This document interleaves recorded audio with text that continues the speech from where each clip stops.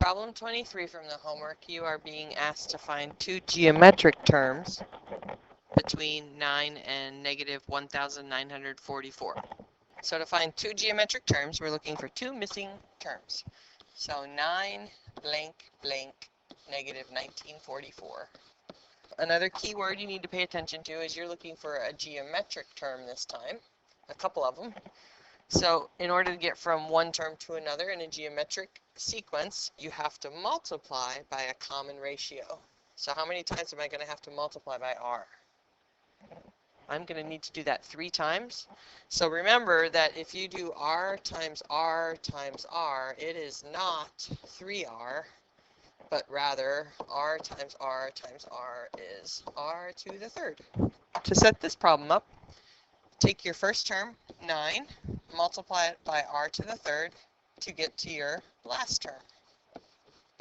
Okay, so I'm going to pull my calculator up. So I've entered negative 1,944, and I'm going to divide that by 9, and that works out to be negative 216. Okay, so notice there that I've written r to the third is equal to negative 216. I'm going to minimize my calculator for a moment.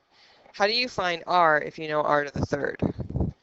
Well, the opposite of cubing something is taking the cubed root. So you want to take the cubed root of both sides, and that will give you what r equals. Does anyone know what this is in their head?